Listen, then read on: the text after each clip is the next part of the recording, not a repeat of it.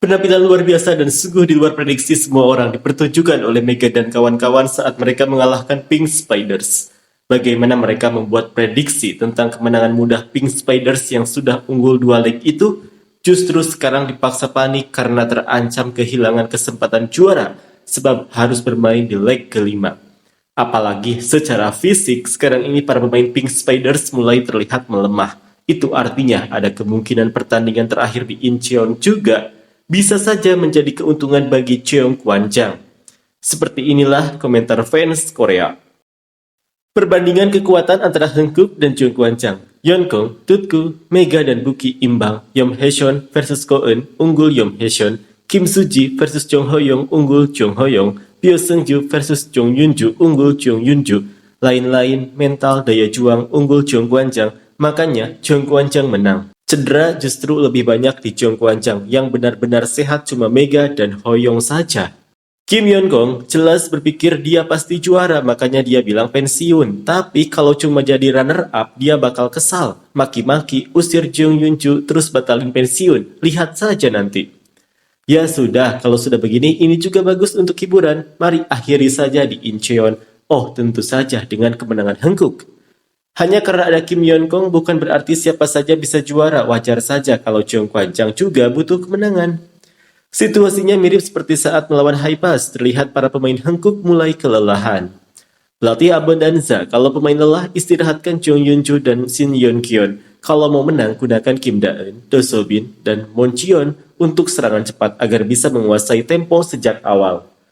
Kamu bilang ini strategi besar biar juara di kandang. Jadi 2 tahun lalu juga sengaja kalah di pertandingan ketiga dan keempat supaya bisa juara di kandang. Oh, akhirnya gimana ya waktu itu?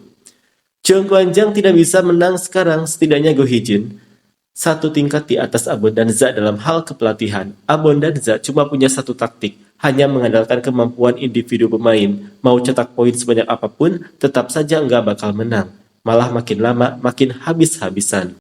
Jawabannya sebenarnya sudah kelihatan sejak pertandingan pertama melawan Hyundai. Katanya 30 menit sebelum pertandingan Yom Haecheon bahkan belum naik mobil. Itu jelas-jelas mempermainkan para fans. Ini juga jadi alasan kenapa terus-menerus muncul rumor pengaturan skor di Liga Domestik. Ya, mungkin dia memang sakit. Tapi kalau kamu nonton pertandingan pertama, semua orang bisa merasakan kalau meskipun mereka kasih pertandingan kedua, mereka pasti menang di yang ketiga. Tapi lawannya kali ini bukan tim lemah. Tapi nyatanya, Yom Haecheon tetap main tanpa istirahat, 1 set pun, dan tampil luar biasa. Itu masuk akal. Emangnya Kim Yeon-kong itu siapa? Sampai-sampai pemain lain harus merasa bersalah padanya. Bukannya mereka semua itu rekan satu tim yang setara?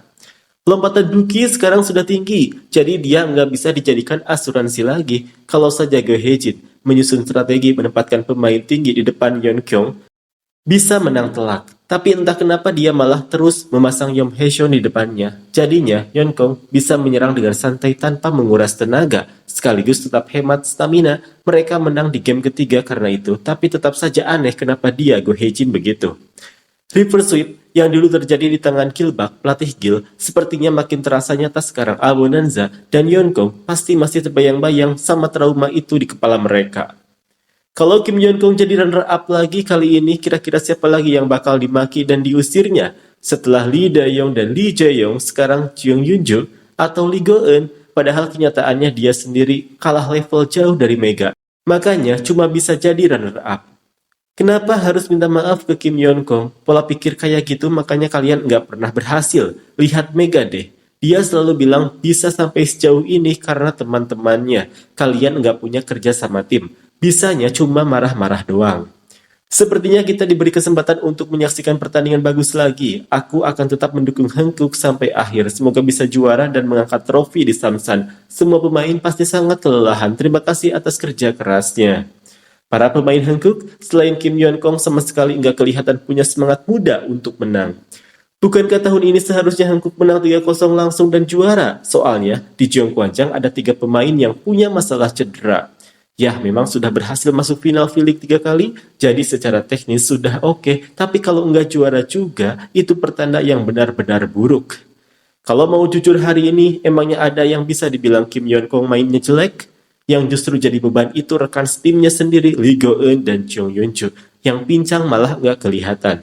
Kim Yeon-kong mencetak 22 poin di game kedua, 29 poin di game ketiga, dan 32 poin di game keempat. Tapi sekarang harus main sampai game kelima. Dia juga manusia. Kira-kira masih kuat enggak ya? Tahun lalu waktu lawan Hyundai dan pertandingan sampai full set, dia kelihatan kelelahan juga. Waktu masih ada Lee Dae-yong dan Lee Jae-yong, Hankook terus juara tanpa henti, tapi sejak Kim Yeon-kong tiba-tiba ikut campur, dua orang itu diusir, cuma bisa marah-marah dan tim nggak pernah juara lagi. Orang yang paling bermasalah ya dia, si tukang marah-marah itu kan.